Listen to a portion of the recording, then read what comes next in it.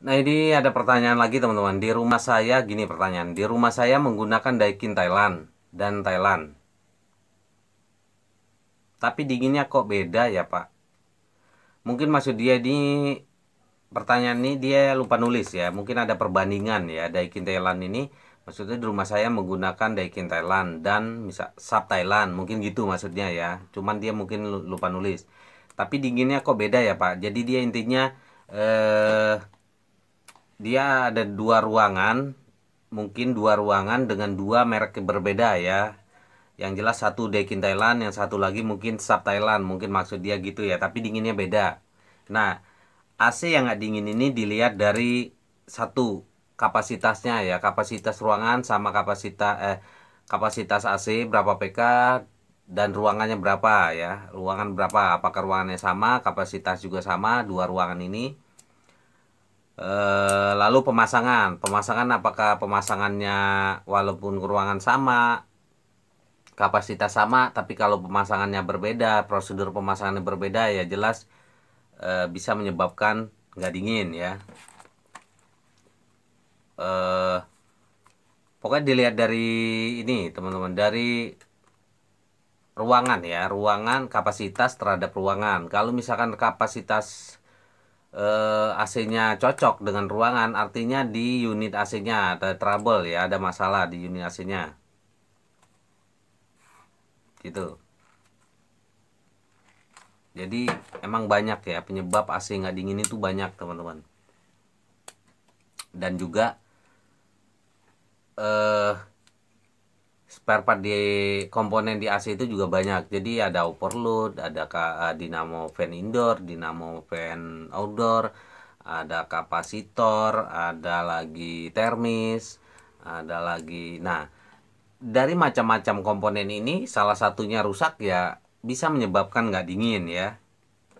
Lalu misalkan pemasangan tidak sesuai prosedur pada saat pemasangan nggak dipakum. Nah itu kadang-kadang eh, teknisi pelanggan itu nggak tahu, nggak dipakum itu juga bisa menyebabkan AC nggak dingin. Makanya vakum itu wajib ya. Efek dari tidak dipakum itu, satu, evap itu kemasukan udara ya, kemasukan udara, akhirnya evaporator itu dinginnya cuma separuh, akhirnya bisa menyebabkan nggak dingin. Lalu oli kompresor itu bercampur, freon bercampur dengan udara, lalu udara ini lama-lama menjadi uap air ini bercampur dengan oli kompresor, lalu oli kompresor ini nggak mampu melumasi kompresor lagi dan kompresor jadi lemah, loyo. Nah itu juga bisa menyebabkan nggak dingin. Jadi emang harus dilihat dari awal pemasangan urutannya ya, urutan pemasangan awalnya itu sesuai prosedur apa enggak. Kalau nggak sesuai prosedur ya bisa menyebabkan AC itu nggak dingin.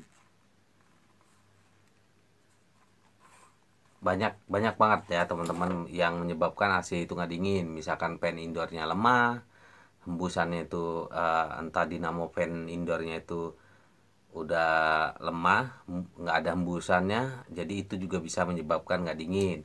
Unit AC yang terlalu kotor juga bisa menyebabkan nggak dingin. Termis yang bermasalah, termis itu yang di indoor indoor itu udah error, bisa menyebabkan nggak dingin karena termis itu fungsinya untuk memberikan perintah si kerjanya kompresor ya. Kalau dia udah error, akhirnya kompresornya kerja jadi ngaco kayak gitu, bisa juga bisa menyebabkan nggak dingin. Kebocoran freon juga bisa menyebabkan nggak dingin, kurang freon juga bisa menyebabkan nggak dingin ya.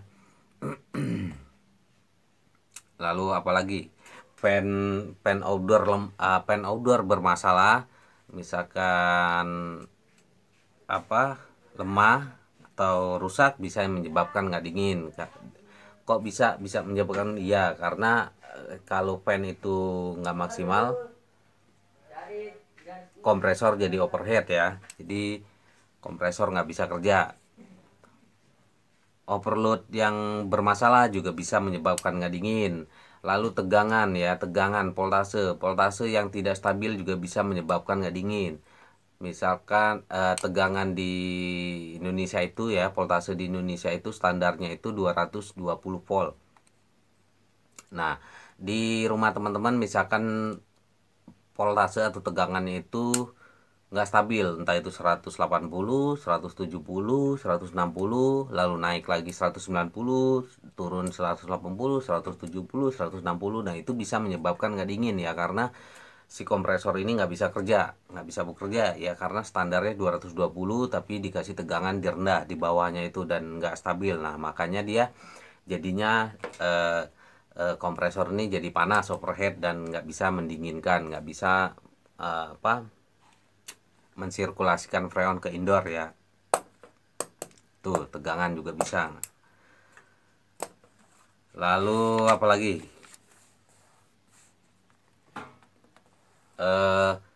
Setting remote juga bisa, teman-teman. Setting mode remote itu bisa juga menyebabkan nggak dingin. Remote itu kan ada macam-macam ya, ada auto dry, terus ada cool, ada apalagi tuh.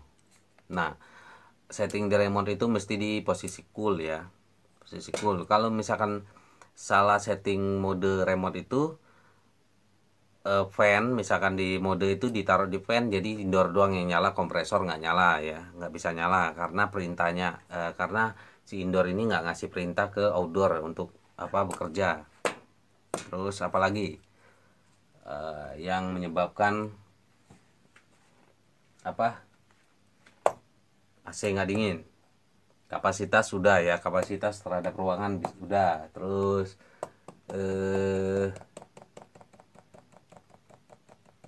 udah ya, rasa itu ya, itu ya.